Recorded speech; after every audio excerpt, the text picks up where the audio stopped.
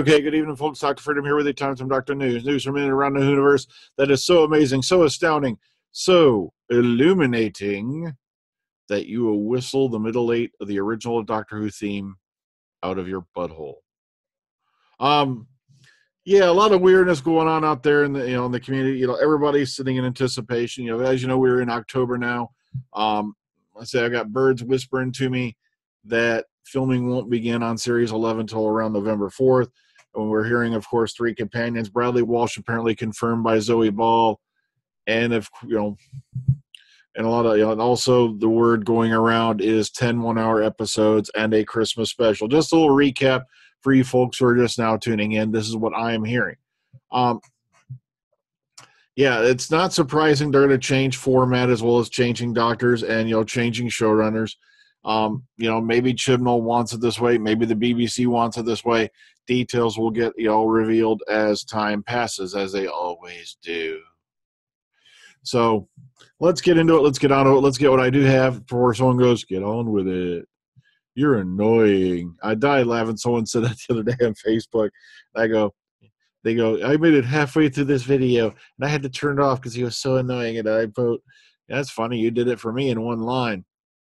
But all right, let's get into it. Let's get to the news, baby. Let's start off with right here at the top. Spoiler alert, spoiler, okay? I should have said that in advance. Very sorry. But one of the latest theories is, and I think they may have nailed it, is Mark Gatiss playing the man who invented the blue police box in the Doctor Who Christmas special. The captain could be a real-life historical figure responsible for inspiring the TARDIS design. Now, a lot of people have been going, he's related to the Brigadier some way. Now, just because it's a guy, it's a military in its past, doesn't mean he's related to the Brigadier. This is just like my favorite one when I keep bringing up about the Doctor being half human. Everybody's like, it's a copy of Spock. And I'm like, wow, so every human alien hybrid there ever was in history on science fiction is a freaking Spock ripoff. Really? I find that highly illogical. All right, moving on. But equally intriguing is the Secretary Mystery. Who is playing? Is he playing? But if you scroll down, okay, some historically minded fans noted one of Gatiss's lines in the trailer. These police boxes, they're ever so good, aren't they? And it set their minds a worrying back to another First World War soldier with an eye for square blue constructions. His name was Gilbert Mackenzie Trench, a surveyor and architect working for the Metropolitan Police, known for designing police stations, residential buildings, and other constructions throughout the 20th century, and he fought in the First World War in his late 20s and his early 30s. As you can see in the colorized picture, restored by this person here, Petra Caroline, he even looked a little like Gatiss does in the official images released from Twice Upon a Time thus far. So notice, the part in the hair. See?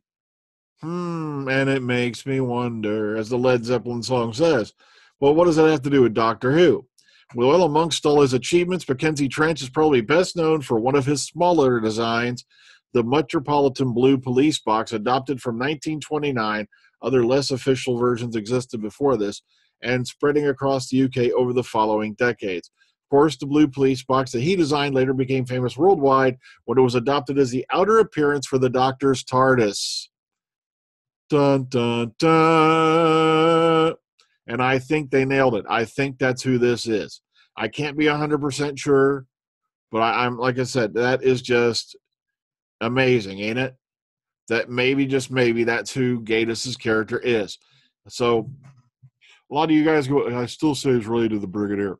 Just because, I'm not going to go into that whole line of reasoning. But let's move on. Matt Lucas, almost at a loss for words as he finally met his childhood hero on live television. Now, he met Duncan Goodhue while appearing on The One Show. Now, he went on to discuss that as a child, he lost his hair. Matter of fact, and he sent a letter to the athlete saying, look, because he has alopecia, basically. And he sent him a letter back, and I guess with a badge saying bald is beautiful and, a best wishes. And he goes a little bit here. It's kind of a sad story. He even tried to wear a wig going into his school in the one age. And, of course, mean kids ripped it off through it. It's just, kids can be so damn mean, man. But if you want to see a clip of him meeting it, right here, boom, boom, boom, and it's very, very just, you can feel the emotion there. He's just basically barely holding on at that point. Okay. Oh, God, this should have been reloaded already. What are you doing? Okay. This is a nice little interview done by Balsall Radio with Sophie Aldred. And like I said, if you ever meet Sophie at a con or remember, get a chance to talk to her online or anything like that, or, she's just a very, very kind lady. She's always, been very kind to this show. So that's why, like I said, I can't praise her enough. I can never thank her enough. She's been on the show like 3 times, the first time for a short interview, and then she came back a couple times for Q&As with the group. One time she even came on camera, and it was just an amazingly fun time for all. And she did this, just such generous person, such kind person. So, go listen to this. She loves, talking to fans. I get from what I hear, I'm never going to meet her live now, thanks to the Timelord Expo debacle. But, well, you never know what the future may hold. Maybe someday. All right. Over here, the Doctor Who Project, the latest season adventures to the long-running fan written fiction series. The Doctor Who Project is currently in production. Now, you see, they're allowed to do this without getting sued. Take a hint, Paramount. I still can't believe there are people out there defending Paramount CBS after all the crap they've done. Okay, season 41, then they go into the details with that. If for more information, visit their websites. Stories are available free to readers in PDF format. So, there's some really good fan fiction out there if you look for it. There is. Everybody's like, it's cheesy shit written by a kid in their parents' basement. And it's always about how the doctor takes him away. Just imagine the kind of stuff that's going to be written about the latest Doctor, about hormone crazed movies. Oh, no, we won't go any. No. We'll stay. Okay, now, as you all know, Time Lord Expo was canceled. And one of the things that they brought up, and their reason for it, matter of fact, this is the actual cancellation notice on the Time Lord Expo Facebook page. And it said right here, get ready for this. Now, keep in mind, I've told you the guests they had booked. They had already replaced Paul McGann with like Michelle Gomez. They had Ian McNeice, Sophie Aldred, Terry Malloy, Simon Fisher-Packer, and Daniel Hoffman-Gill, Caitlin Blackwood. So even if the fact that Sylvester had to cancel, and then Tom, they had been doing this 45-minute Skype call VIP deal, where if you got that, you got to go in this. I think it was only like a limit of 200 people, something like that. And then Tom, they said, apparently had canceled the call because Tom has been dealing with health issues and is very unlikely to be able to be with us for the Skype. And, of course, I told you the part where he said the finals personal reasons on my part, and I will not pry on that because that's none of my business. But, okay, so right there, okay, something's rotten in Denmark, or so I say, something was rotten in Dayton, because I went back to my page, and funnily enough, Tom can't be with us for the Skype call, which, notice the date on this announcement was September 28th. They told Timey-Wimey and all who is travel coordinator to cancel the flights on the 25th. So they waited 3 days after they had basically decided to cancel the con to inform the public. Now, keep in mind, the con was going to be the weekend of the 13th, 14th, and 15th. So this is just over 2 weeks away. So keep that in mind. Just over 2 weeks away, and Tom is dealing with health issues and is very unlikely to be with us for the Skype call over 2 weeks from this announcement. Look at here. Meet Tom Baker in Chiswick. And this isn't a Skype call. He's going to freaking be there. And guess what? As of this moment, as of right now, it ain't canceled. Yet Tom couldn't do a 45-minute Skype call from his own home. Something's rotten in Dayton, because guess what Bleeding Cool smacked us with yesterday? Now, I'd been hearing from sources about this, that this was wrong, that the whole Tom being ill was a sham. And guess what? Wham. Tom Baker is in the rudest of health. And this is from Bleeding Cool. His age, all right, now, here it is. Tom has been dealing with health issues and is very unlikely to be able to with us for the Skype. Well, his agent, Michael Hallett, got in touch with Bleeding Cool to scotch this completely, to state that Tom Baker is in very good health and was looking forward to the event, and that they first learned of the cancellation by reading Bleeding Cool, before later contacting the organizer to confirm the news. Tom Baker was still up for it. As a result of the cancellation, and since a number of guests and attendees were committed to going, a local comic book store, Pack Rat Comics, has arranged with retailer Wibbly Wobbly Timey Wimey, and of course, don't forget Linda Blackwood. Caitlin Blackwood's mom has been a big, big part of this, for this event here, which I've been talking about like mad.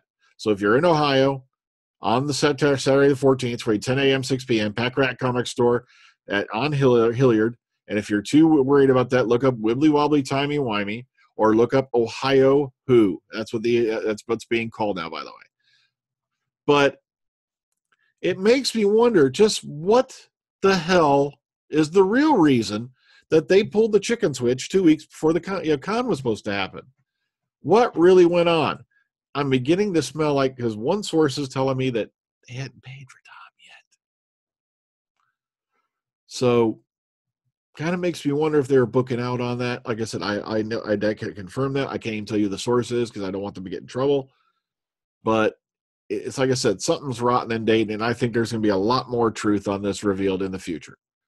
That's all I'm going to say about it. It's just gotten to be ridiculous that they waited till just 2 weeks for the con to say, oh, by the way, everybody, it's canceled. And by the way, I learned about this con over a year before that date, because they had been putting up advertisements for it and all that. I believe it was early September.